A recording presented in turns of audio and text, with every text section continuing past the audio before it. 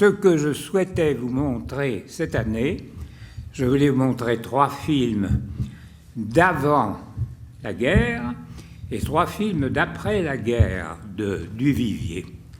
Pourquoi Duvivier? Parce que je l'ai connu. Je l'ai connu, j'admirais beaucoup ses films étant jeune, et si j'ai fait toute l'œuvre avec un E majuscule, c'est bien parce que j'ai connu Duvivier et qu'à 15 ans, j'avais vu Carnet de bal, et ce film m'avait tellement transporté que j'ai dit il faut quand même que je pioche un peu la cinématographie française, que je note un tas de choses, et ayant commencé à 15 ans, j'arrive après 92 en continuant à noter toujours un tas de choses. Voyez exactement ce que c'est que la vie d'un vieil archiviste.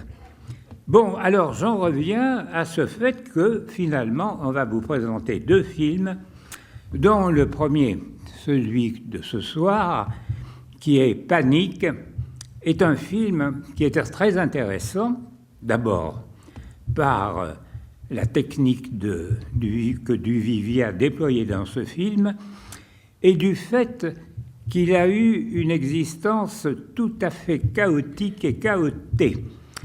Pourquoi? Parce que Duvivier faisait partie de ces cinéastes français qui, au début de la guerre, au début même de l'occupation, avaient des contrats.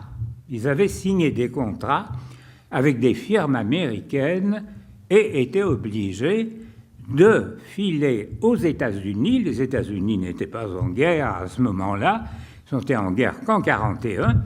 Et alors, on a vu disparaître comme ça et Renoir, et René Clair, et Duvivier, et encore Pierre Chenal, etc. Il y en a eu un tas, Max Ophuls aussi. Tout cela avait disparu. Il passe évidemment les années de guerre aux États-Unis. Les États-Unis étant entrés dans le conflit, c'était plus le moment de revenir en France. Ils ne pouvaient pas, d'ailleurs. Et puis, la guerre se termine à la victoire des Alliés, et ils pensent tous à rentrer en France. Et ils vont rentrer en France, et à la grande surprise de Duvivier, qui en a parlé lui-même, ils ont eu un accueil plutôt froid de ceux qui étaient restés en France à travailler au cinéma. C'est-à-dire qu'on leur a dit oui, pendant que nous, on était là à se démener pour que le cinéma français reste quelque chose de valable, vous étiez évidemment à Hollywood, sous les palmes, recevant les grandes vedettes et continuant de travailler. C'était véritablement le cas de Duvivier. Duvivier, quand même, aux États-Unis, a tourné quand même 4 films qui ont été tous bien accueillis. Pourquoi? Parce que Duvivier exploitait chaque fois le thème qui lui était cher, c'est-à-dire celui des films à sketch. C'était déjà Carnet de bal qui montrait les péripéties d'un carnet de bal qui remémorait des histoires anciennes. Il a tourné comme ça 3 films qui s'appellent Lydia, qui s'appellent... je ne vais plus me rappeler comment ça s'appelle les autres. Obsession, il y a Obsession, et il y a le film avec énormément de vedettes qui étaient accueillis, m'a dit encore Duvivier, par des cris de joie, parce que chaque fois, au générique apparaissait un nom de vedette, la salle faisait « Ah, formidable !» Et ce sont des films qui ont cette technique très particulière à Duvivier que vous allez voir employée autrement dans ce film-là de ce soir. Et il a fait également un film avec Gabin. Gabin était également aux États-Unis et il a tourné encore un film avec Duvivier. C'était une de ses vedettes favorites. Donc il arrive en France et alors on lui fait comprendre très rapidement que, monsieur Duvivier, c'est bien, etc. Et Duvivier, interviewé, a stupéfié les intervieweurs en disant « Mais après tout, qu'est-ce que vous avez appris là-bas ?» Et Duvivier leur a répondu « J'ai appris la patience. J'ai appris la patience parce que le travail à Hollywood n'est pas du tout le même que le travail à Paris. Il faut un technicien qui règle ce qu'on appelle la mise en scène. Mais le maître d'œuvre, c'est le producteur. Il faut être soumis aux desiderata du producteur. » Bon, on l'écoute et on se dit, qu'est-ce qu'il va faire maintenant ? Et il y avait déjà des notes acerbes dans les journaux. Bien entendu, pourquoi ? Parce qu'il y avait également, à Paris, dans toute la France, un afflux de tous les stocks entassés par les Américains pendant la guerre et l'occupation. Alors, on était submergé sur les films américains. Alors, on fait comprendre que tout ça, c'est bien gentil, mais que quand même, comme a écrit très aimablement un de ses confrères, allons, voyons, Duvivier, reconnaissez que vous avez renié votre patrie.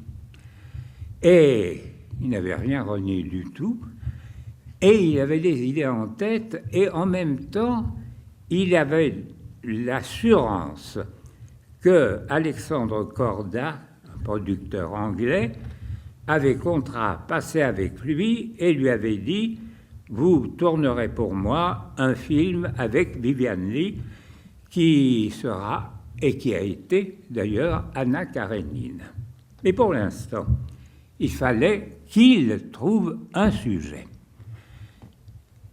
Ce sujet, il l'a trouvé en même temps qu'il demandait à son scénariste habituel, Charles Spack, qui avait fait d'ailleurs le dernier film de Duvivier en France avant son départ, qui s'appelle Un tel père et fils.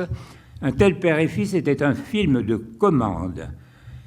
C'était l'histoire d'une famille à partir de 1870 jusqu'à la guerre de 40, de 39, et là, évidemment, l'intermède de la guerre de 14.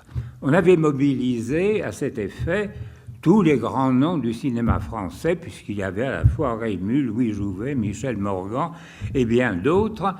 Et quand il a eu terminé ce film, en mai 40, il n'avait évidemment pas pu le montrer, la défaite était là, il est parti avec ses bobines quand même de films sous le bras, qui a eu bon accueil aux États-Unis. Michel Morgan y était aussi. Et Michel Morgan, finalement, Duvivier lui avait demandé si elle pouvait tourner encore quelques scènes qu'on intercalerait pour faire comprendre aux Américains quel était l'état de la France. On voyait dans une de ces scènes Michel Morgan en train de faire la queue à une boulangerie, etc. Et il se disait, en même temps, le film qui n'a pas été montré en France va être montré dès que je serai retourné. Hélas, ce film, qu'il avait quand même fait consciencieusement, a été un flop total en France. On a dit, mais qu'est-ce que c'est que cette histoire ? On nous montre des Français qui sont plutôt accablés par les idées de la guerre qui se reproduisent sans arrêt. C'était un film qui démontrait un pacifisme intégral. Évidemment, le coup a été dur pour Duvivier et avec la complicité de Spack, il s'est adressé alors à Georges Simenon. à Georges Simenon, qui l'avait déjà traité dans La tête d'un homme, et il était intéressé par ce roman que Simenon avait écrit en 1933 et qui s'appelait « Les fiançailles de Monsieur Hir ».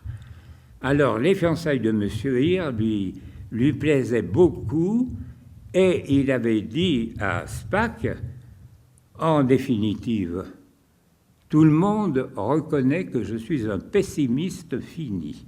Bon, Simenon, c'est pareil. Eh bien, nos deux pessimistes confondus finiront par faire une œuvre tout à fait acceptable. Spaak s'attelle à l'adaptation et on se dit, et c'est là que l'importance des dates est bonne.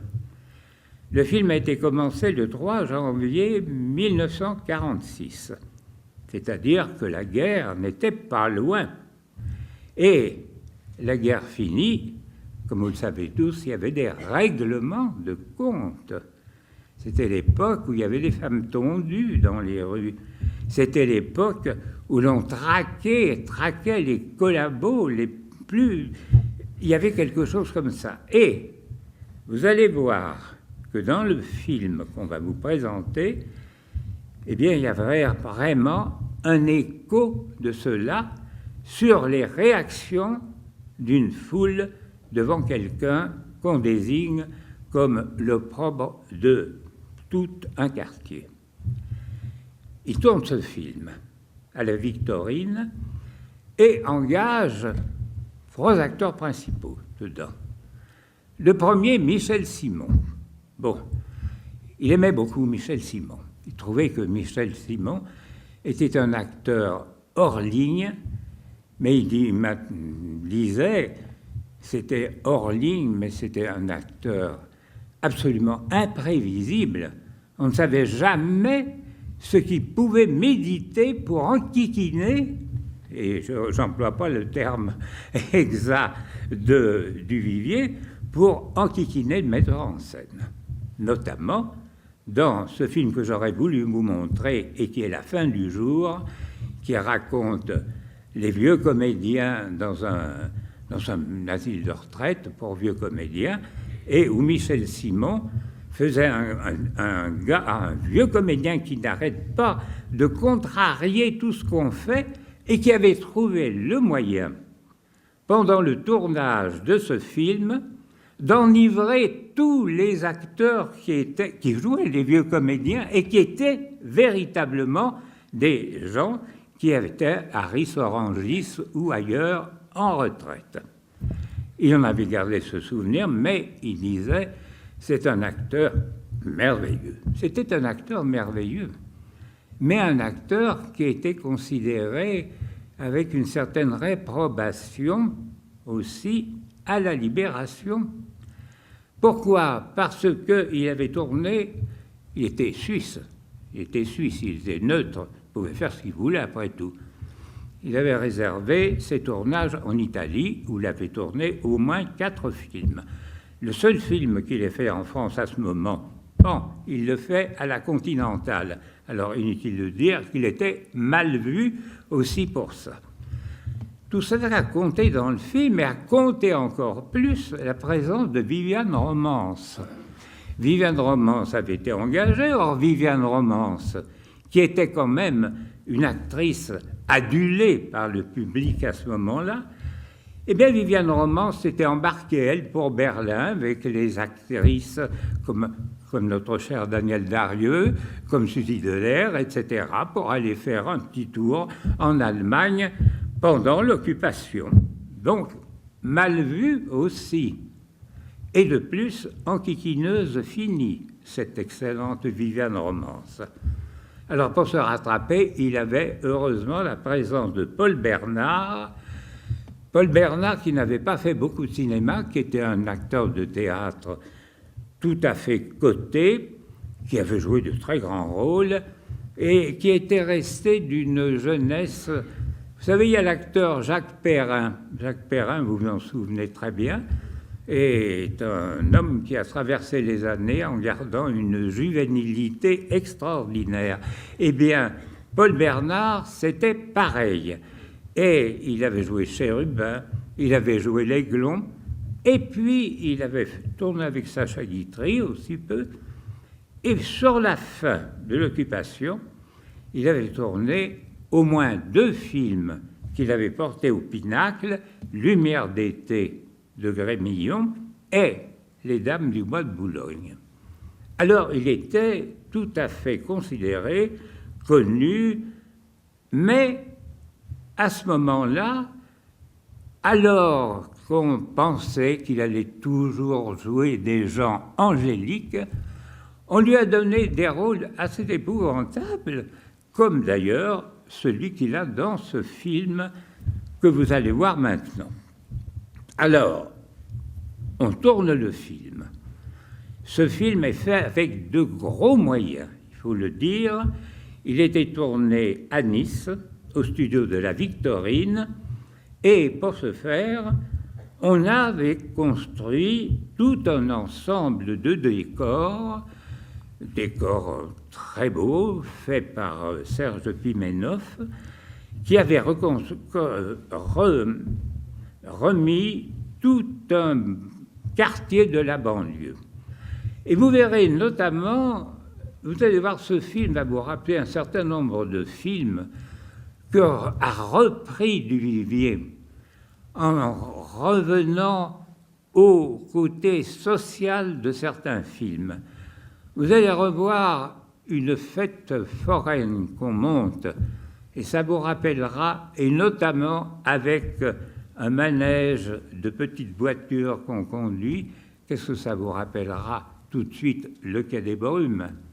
Vous allez voir cet immeuble qui se dresse, majestueux et inquiétant, et qui est finalement le même que l'immeuble dans Le jour se lève, où Gabin demande à ses, ou plutôt c'est les camarades de Gabin qui le supplient de descendre et de ne pas se suicider. Alors, tous ces rappels font qu'il y a cette homogénéité qui est éclatante et qui se raccroche, si vous voulez, toute cette période d'avant la guerre du cinéma français, du réalisme du cinéma français. On tourne ce film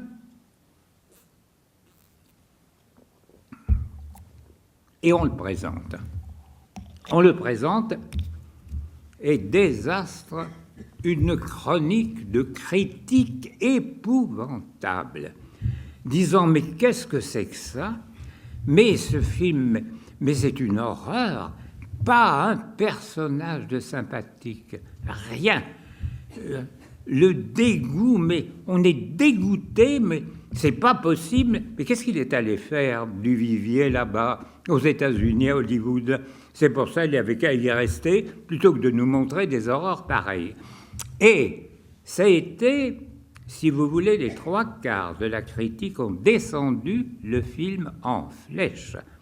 Celui qui l'a défendu, c'était Michel Simon, qui a dit qu'il y avait une sorte de cabale qui s'était ourdie là-dessus, et je vous passe encore tous les incidents qui ont pu se trouver, mauvaise pellicule, mauvais temps également, Michel Simon qui se fait une entorse, Viviane Romance qui croit avoir une appendicite, enfin, tout y était. Le film est sorti.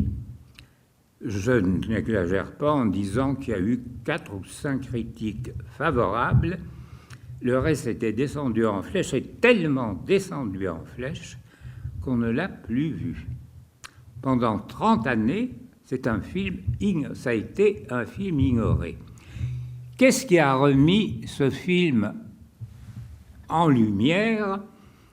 D'abord, quelqu'un à qui on doit avoir toute notre reconnaissance, c'est Patrick Brion, qui, dans son cinéma de minuit, a sorti un jour Panique. Les fiançailles de M. Hir étaient devenues Panique. Et à ce moment, quand on a revu ce film 30 ans après sa sortie, on s'est aperçu de toute la puissance et dans toute la clairvoyance aussi du cinéma. Et alors, quelques années après, voilà Patrice Lecomte qui s'est emparé du même sujet, les fiançailles de Monsieur Hir, qu'il a appelé tout bonnement Monsieur Hir, et qui a été joué, qui a été d'abord conçu d'une façon complètement différente de celle de Duvivier, et qui était en même temps beaucoup plus intimiste comme film, mais admirablement joué aussi par Michel Blanc et par Sandrine Bonner. Alors, cette coïncidence a fait qu'à ce moment, le film a été repris, on l'a vu un peu, mais c'est quand même un film absolument ignoré et un certainement des plus puissants qui est fait Duvivier, c'est-à-dire qu'il a exploré, si vous voulez, il y a trois personnages, comme je vous l'ai dit, Michel Simon-Roman, c'est Paul Bernard, et en même temps, il y a la foule qui est là, qui oppresse, qui étouffe le film, et vous allez voir que Duvivier, ayant déployé toute la technique acquise, il y a des mouvements à la grue, il y a des scènes de l'installation, par exemple, de la fête foraine, qui sont remarquablement jouées. Vous savez, c'était un bon directeur d'acteurs, mais en même temps, c'était quelqu'un qui savait donner de la vie à la moindre idée de scénario. Voilà tout ce que je peux vous dire de ce film, et je pense que moi, vous allez l'apprécier, mais dites-vous bien que ce n'est pas une partie de plaisir. Ce n'est pas une partie de plaisir parce que c'est drôle à entendre les réflexions qu'on a dans le film du boucher, de l'épicier, qui font les commentaires de ce pauvre monsieur Hir, remarquablement joué par Michel Simon, qui a trouvé là certainement un des grands rôles de sa vie. Je vous laisse savourer ça, et tout à l'heure, sous le hangar, on pourra en parler ensemble.